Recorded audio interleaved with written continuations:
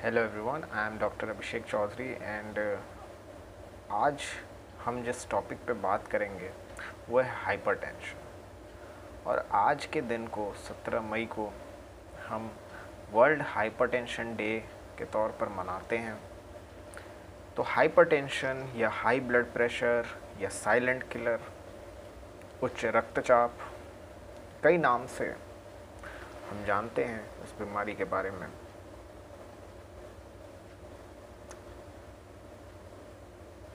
तो क्या ज़रूरत है आज के समय में इस दिन को मनाने की?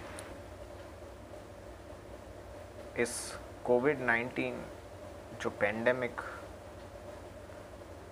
जिसने अभी पूरे विश्व को अपनी चपेट में ले रखा है और हम पिछले 2 महीनों से संघर्ष कर रहे हैं, इसने हमें बताया है कि हमें हेल्थ और बीमारियों के प्रति आज के समय में कितना अवेयर होने की ज़रूरत है, कितना जागरूक होने की ज़रूरत है।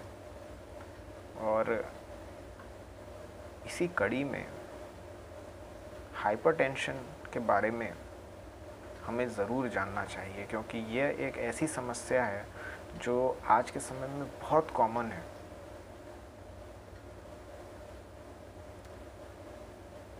इसके पीछे कई कारण हैं, बट उनको समझने से पहले हमें ये समझना होगा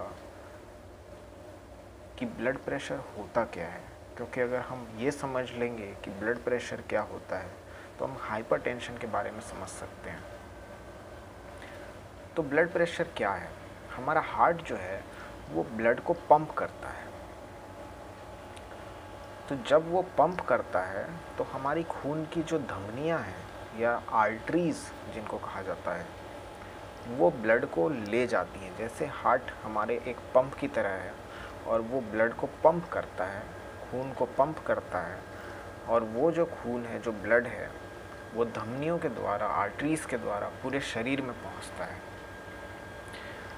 तो जब भी हार्ट कॉन्ट्रैक्ट करता है तो वो जो आर्टरीज हैं, इमेजिन करिए कि एक पाइप की तरह, तो वो जो पाइप है उसकी जो दीवारें हैं, जो सतह है, उसकी अंदरूनी जो सतह है, जो अंदरूनी दीवार है, उसकी वॉल्स हैं, उस पर जो ब्लड के फ्लो होने की वजह से जो दबाव पड़ता है, जैसे हार्ट ने कॉन्ट्रैक्ट किया तो ब्लड फ्लो होता है और उसकी वजह से उस आर्टरीज़ की दीवारों पर जो प्रेशर पड़ता है उसी को हम ब्लड प्रेशर कहते हैं। और आपने सबने ये सुना होगा कि ब्लड प्रेशर नॉर्मल 120/80 होता है। तो इसमें मतलब क्या है 120 और 80 का? तो जब हार्ट कॉन्ट्रैक्ट करता है तो उस वक्त ये प्रेशर जो ब्लड फ्लो हो चुकी उस वक्त हो रहा है, तो उस वक्त ये जो आर्टरीज़ की दीवारों पर जो दबाव पड़ता है वो मैक्सिमम, सबसे ज़्यादा होता है।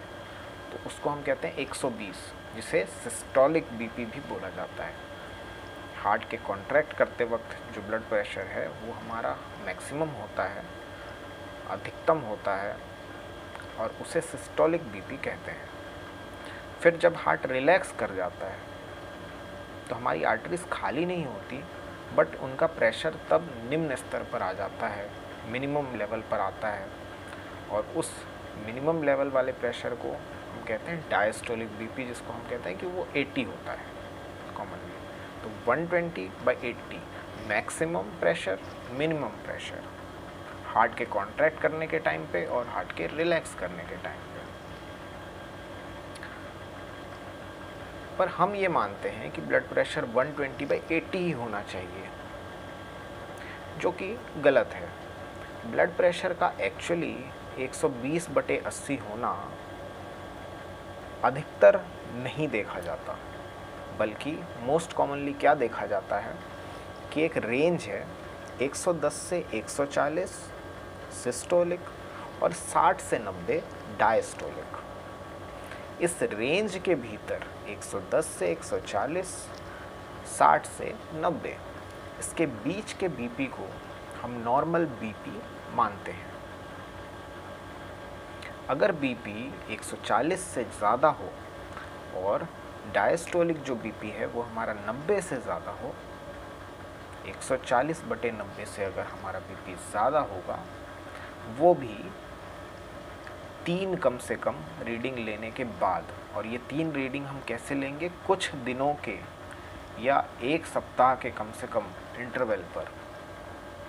जब हम कुछ दिनों के अंतराल पर 3 कंजिक्यूटिव एक के बाद एक रीडिंग लें और हर बार बीपी जो है हमारा 140/90 140/90 से ज़्यादा आए, तब हम मानेंगे कि आपको हाइपरटेंशन या उच्च रक्तचाप या हाई ब्लड प्रेशर की समस्या है। तो आई होप आपको ये चीज़ तो क्लियर हो गई कि blood pressure, high blood pressure क्या होता है। बट कारण क्या है? देखिए, 2 तरह का होता है हाई ब्लड प्रेशर। एक होता है प्राइमरी और एक सेकेंडरी। जो सेकेंडरी ब्लड प्रेशर, जो हाई ब्लड प्रेशर होता है, सेकेंडरी जो हाइपरटेंशन होता है, सेकेंडरी का मतलब है कि उसके पीछे कोई कारण है, शायद किडनी की कोई बीमारी की वजह से, किसी तरह का कोई ट्यूमर है, इसकी वजह से, किसी और बीमारी की वजह से, जैसे कि कशिंग सिंड्रोम एक बीमारी होती है एड्रिनल ग्लैंड्स की। इस तरह की बीमारियों में अगर बीपी बढ़ता है तो वो सेकेंडरी बीपी कहलाएगा, जो किसी बीमारी की वजह से है। पर दिक्कत की बात यह है कि ये प्रतिशत काफ़ी कम है सेकेंडरी हाई ब्लड प्रेशर का। सेकेंडरी हाइपरटेंशन काफ़ी कम होता है। जो ज़्यादा होता है और जो मोस्ट कॉमनली होता है वो होता है प्राइमरी हाइपरटेंशन या प्राइमरी हाई ब्लड प्रेशर, जिसके पीछे कोई कारण नहीं होता, कोई एग्जैक्ट रीज़न नहीं है। और यही सबसे ज़्यादा होता है, जो प्राइमरी हाइपरटेंशन जिसे कहते हैं, जो कि कॉमनली देखा जाता है। इसको हम एसेंशियल हाइपरटेंशन के नाम से भी जानते हैं। इसके पीछे एग्जैक्ट कारण तो नहीं पता, बट बहुत सारे रिस्क फैक्टर्स हम समझते हैं मेडिकल साइंस में, जिसमें से एक सबसे कॉमन जो रिस्क फैक्टर है वो है हमारा डाइटरी हैबिट्स। जो हम तरह तरह का वसा युक्त, फैट युक्त जो भोजन कर रहे हैं, स्पेशली जो सैचुरेटेड फैट है, जैसे घी है, कई तरह के ऑयल्स हैं, डालडा है, बटर है। सैचुरेटेड फैट्स वो होते हैं जो हमारे शरीर में जाकर जमा होते हैं, और वो जमा होते हैं अक्सर हमारी जो आर्टरीज़ हैं, वो जो खून को ले जाने वाली जो धमनियां हैं, उनकी दीवारों पर। और जब वो पतली हो जाती हैं तो जाहिर सी बात है, जब वो पतली हो जाएंगी उसके अंदर फैट जमा हो जाएगा, जिसे हम आर्टीरियोस्क्लेरोसिस या एथेरोस्क्लेरोसिस टू बी पर्टिकुलर, हम एथेरोस्क्लेरोसिस जिसे कहते हैं। जब वो ऐसा हो जाएगा, जब वो आर्टरीज़ का जो उसके अंदर जो स्पेस है, जो ल्यूमेन है उसका, जब वो कम हो जाएगा तो जाहिर सी बात है ब्लड प्रेशर जो है वो हमारा इंक्रीज़ हो जाएगा। तो हमारी जो डाइटरी हैबिट्स हैं, जो हम फास्ट फूड खाते हैं, अधिक मात्रा में कार्बोहाइड्रेट, फैट्स हम ज़्यादा खाते हैं, हम ओवर ईटिंग करते हैं, ये एक बहुत बड़ा कारण है। हाई सॉल्ट इनटेक एक बहुत बड़ा कारण है, क्योंकि कई लोग सॉल्ट सेंसिटिव इंडिविजुअल्स होते हैं, जिनमें ज़्यादा नमक लेने की वजह से भी, लंबे समय तक लेने की वजह से भी बीपी बढ़ता है। इसके अलावा नशा एक बहुत बड़ा कारण है। कई तरह का नशा, चाहे शराब का हो, चाहे टोबैको हो, चाहे स्मोकिंग हो, या और किसी ड्रग का नशा करने पर भी हाइपरटेंशन हो जाता है। इसके अलावा हमारे एक्सरसाइज की कमी, हम जो आजकल सेडेंटरी हैबिट, यानी कि जो बैठ कर काम हम ज़्यादा करते हैं, हमारा चलना फिरना कम है। बहुत ही कॉमनली हम देखते हैं कि अगर हमें पास की किसी दुकान तक जाना होता है तो भी हम अपनी गाड़ी पर, अपने 2 व्हीलर पर, 4 व्हीलर पर जाना पसंद करते हैं, प्रेफर करते हैं, रादर देन वॉक और बाई साइकिल। अगर हम किसी अपार्टमेंट में हैं तो हम सीढ़ियाँ लेना प्रेफर नहीं करते, हम लिफ्ट हमेशा लेना प्रेफर करते हैं, बशर्ते हमारे घुटनों में या जोड़ों में कोई तकलीफ़ नहीं है, हम सीढ़ियाँ चढ़ सकते हैं, फिर भी हम अक्सर अवॉइड करते हैं। ये छोटी छोटी चीज़ें जो हमें लैक ऑफ एक्सरसाइज की तरफ ले जाती हैं, ये एक बहुत बड़ा कारण है हाइपरटेंशन का। इसके अलावा जेनेटिक कारण भी हैं कि अगर आपकी फैमिली हिस्ट्री में हाइपरटेंशन है, अगर आपके माता और पिताजी को है या उनकी साइड में किसी को है, तो आपको सतर्क रहना चाहिए, आपको एक हेल्दी लाइफस्टाइल की तरफ ज़रूर जाना चाहिए, तो आप बच सकते हैं। साइलेंट किलर कहने के पीछे एक बहुत बड़ा रीज़न ये है कि हाइपरटेंशन एक ऐसी बीमारी है जिसका पता बहुत समय तक लोगों को होती है वो बीमारी, बट वो लग नहीं पाता, अक्सर एक्सीडेंटली डायग्नोस होता है जब कोई समस्या होने लगती है, कोई सर में दर्द होने लगता है, इवन एक कॉमन कि अगर किसी को बहुत ज़्यादा गुस्सा भी आ रहा है तो भी वो हाइपरटेंशन का निशानी हो सकती है।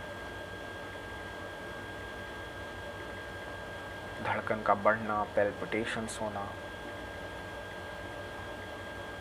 भी हाइपरटेंशन की तरफ इशारा करता है। तो हमें आज के टाइम में सतर्क रहने की ज़रूरत है और अपना बीपी रेगुलरली मॉनिटर करें।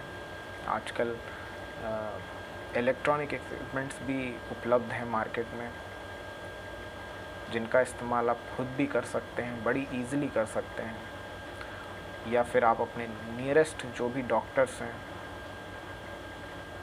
उनसे आप संपर्क में रहें और उनसे ब्लड प्रेशर की अपनी जांच ज़रूर कराते रहें बीच बीच में। और एक हेल्दी लाइफस्टाइल को अगर हम अपनाएंगे तो डेफिनेटली इस साइलेंट किलर से हम बच सकते हैं। होम्योपैथी में अगर आप पूछेंगे कि क्या इलाज है, तो हमारे यहाँ कई ऐसी दवाइयाँ हैं जो कि डायरेक्टली हमारे सेंट्रल नर्वस सिस्टम पे या जो हमारे ब्रेन है, जहाँ पे हमारे ब्लड प्रेशर को रेगुलेट करने वाले सेंटर्स हैं, उन पर एक्ट करती हैं, जैसे कि रावल्फिया हैं। तो लॉन्ग टर्म तक बीपी जो है वो हमारा कंट्रोल में रहता है। अगर आपकी बीच में दवाई मिस भी हो जाती है तो भी बीपी जो है वो कंट्रोल में रहता है। फिर हमारे यहाँ एड्रेनलिन जैसी दवाइयाँ हैं जो कि अचानक बढ़े हुए बीपी को कंट्रोल करने में सक्षम हैं। इसके अलावा हमारे यहाँ कॉन्स्टिट्यूशनल ट्रीटमेंट दिया जाता है जो कि व्यक्ति के पूरे शरीर के हिसाब से होता है, उसके पूरे शरीर की बनावट के हिसाब से होता है, जो कि लॉन्ग टर्म में बहुत ज़्यादा बेनिफिट करता है मरीज़ को हाइपरटेंशन के केसेस में। आज के टाइम में जो स्ट्रेस है वो एक बहुत ही कॉमन रीज़न है